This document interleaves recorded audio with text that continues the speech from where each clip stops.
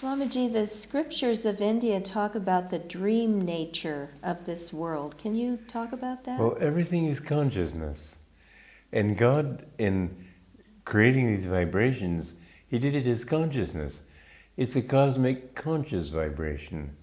And we are a part of that consciousness. Our job is to unite our consciousness with the infinite consciousness. And the practical way to do that is, first of all, not do anything that will deaden our consciousness. And that means too much involvement with the senses, too much involvement with drugs and alcohol, too much addiction to anger and harmful emotions like that. The mind that is calm can absorb more, can receive more. Jesus said, as many as received Him, to them gave He the power to become the sons of God. There are two truths here. One is the importance of the Guru and receiving his consciousness. The other is the importance of receptivity itself. We have to be receptive to that infinite consciousness. And the more open we are to it, the more we come to understand that this whole world, the rocks even are conscious.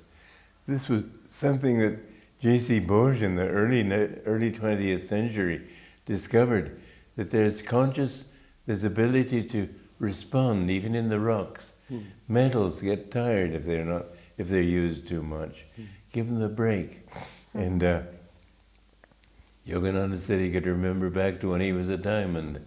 There is consciousness, and the interesting thing is, as he put it in Autobiography of a Yogi, every atom is dowered with individuality. That is, just to say, your consciousness from the beginning, your consciousness is an individualized spirit, and it will never lose that individuality. Even when you become one with God, you will still have the memory of that and the having been in that particularized form of the infinite. And that will constitute a certain separation of memory. But that memory, that consciousness, as God, you can say therefore that God dreamed this universe, and He dreamed the weather, He dreamed the rocks, He dreamed He dreamed everything. It's all a vibration of consciousness. And in fact, in the 20th century, they discovered that matter is not solid. It's really a vibration of energy. And energy is really a vibration of thoughts. And thoughts are a vibration of consciousness. So God, in that way, produced His dream, which you and I see. There was a very interesting story from the life of Yogananda. This sort of miracle he would not reveal, is not revealed to people unless they're very highly developed spiritually. But one of his disciples, Mr. Oliver Black, Yogacharya Black, he was visiting Yogananda. He was very highly developed. He was visiting Yogananda in Encinitas many years ago. And he had a guest room right not too far from the front door. And he got word that Yogananda wanted to go for a drive with him. And he thought, my God, in this weather, he looked out the window.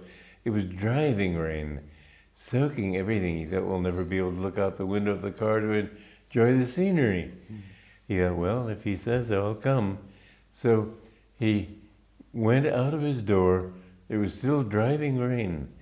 Went to the front door, which was just feet away. Went outside. The sky was blue. There was no rain. He looked at the ground. It was dry. The car was dry. Yogananda looked at him with a smile. He said, for you, Oliver. But Yogananda changed the dream in a way that is beyond my understanding. But it's all a dream anyway, so why couldn't he change it? So, Swamiji, we all dream in the nighttime. Is this a sort of reflection? Yes.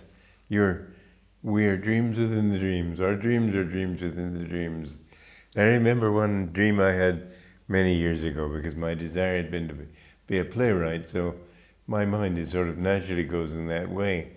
And there was one character in the dream that I decided he wasn't helping the plot. So I went back to where he'd come in and took him out of it and went on without him. But really our dreams are subplots, plots within plots. Do highly developed souls are they able to consciously work with their dreams? Can they make their dreams conscious?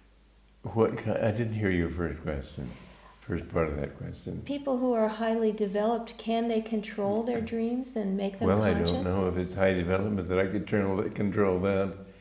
But there's superconscious dreams and subconscious. Subconscious dreams are rarely true dreams. They're sort of a hodgepodge replay of what you've been going through. Worries come out in symbolic form, and the party that you go to may have nothing to do with what you experienced in that day, but it'll have elements of it. They're confusing hodgepodge. Don't look for meaning in those things. You may be able to get some sort of psychological understanding of yourself better. But true dreams come from the superconscious. Those are often warning dreams. And whether you're able to change that dream or not is secondary then. In fact, the superconscious dream you cannot dream. You cannot change. It comes from that higher level. And it's a warning to tell you, don't go this way, or this is possible for you. You may see angels in that dream. You may, and this has happened to me twice in dreams, where when my father died, I knew he had died that very morning, because in my sleep I felt his consciousness. It was just the consciousness that he had when he was a young man, when I knew him as a child. And a cousin of mine I also encountered in my dreams, and I'm convinced it was a true dream. Relatives come to us often in dreams. So those are, in a way, superconscious. How would we know what's true or what's not true then? There's a certain ring of truth to it. Are the colors brighter, or? I think probably so, yes. What if a saint comes to us in a dream, or some Christ, or someone that we would think of Well, you as feel having- very uplifted. But does it automatically mean that whatever they say is true, or? Yes, if it's, well, I mean, you maybe have a false dream about a saint. Mm-hmm. That's different. But if they come in superconscious, what they say will be true. Mm-hmm.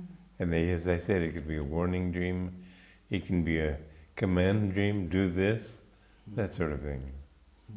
But generally, we shouldn't put too much stock in Don't subconscious. put stock in your dreams. It's mostly just a hodgepodge. It's very kind of God to give us a respite of sleep Yes. every night. Yes. But does a master sleep? Did Yogananda ji sleep? You know, he doesn't really. One time, his first disciple in America, first Kriya Yoga disciple in America, was Dr. Lewis. And they were young men of the same age. So Dr. Lewis used to tease him sometimes. And one time he saw him lying in bed, and he thought, well, he'd tease him. So he tied his string to his big toe and went to tie it to the door so that when the door opened, it would pull on the big toe. And just as he started to touch the knob of the door, Yogananda stopped snoring enough to say, "Uh-huh." But he didn't sleep the way you and I sleep. He rested in superconsciousness.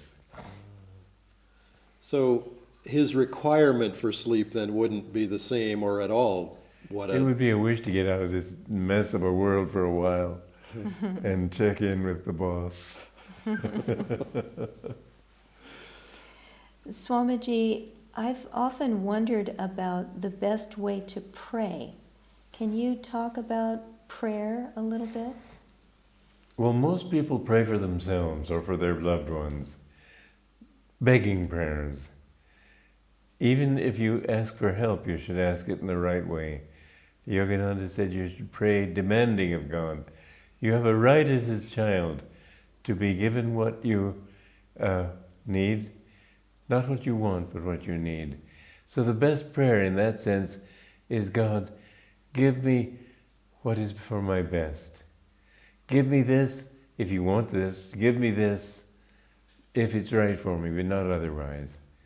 And you will find that through that kind of prayer, the best prayer of all is, give me thyself that I may give thee to all. And that kind of generous prayer, to be put in tune enough with God to share his bliss with other people, that's the most beautiful of all. What about praying for another person, for healing, for example? For another person, that is right, and this is good. You can do that. I myself make it a practice never to pray for myself. I remember one time, it was a Sunday morning, I was supposed to be giving the service at 11 at our retreat facility at Ananda. And at about 9 o'clock in the morning, I suddenly got a kidney stone attack. And that is the most painful thing you could experience. Women who have had childbirth say this is much worse if they've had both. And I was shaking like a leaf. People wanted to take me in a car to the local hospital. I couldn't dream of getting in that car and driving down those windy roads. I was in such pain I couldn't speak. And I didn't want to pray for help, and so I just endured it.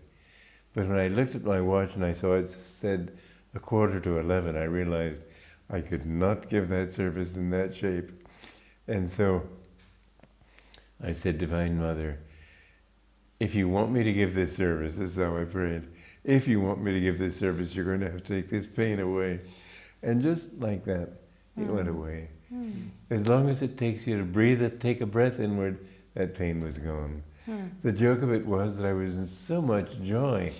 It was replaced by such intense joy that I could hardly speak anyway.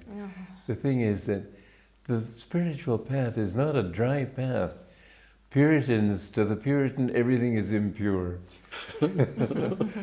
To this true devotee, God is bliss, and you feel His bliss in everything. We should always try to pray for God above all, for His bliss, and to share His bliss with other people, and to try to see underneath all the hardships of life, like one period in my life when I felt that God had completely abandoned me.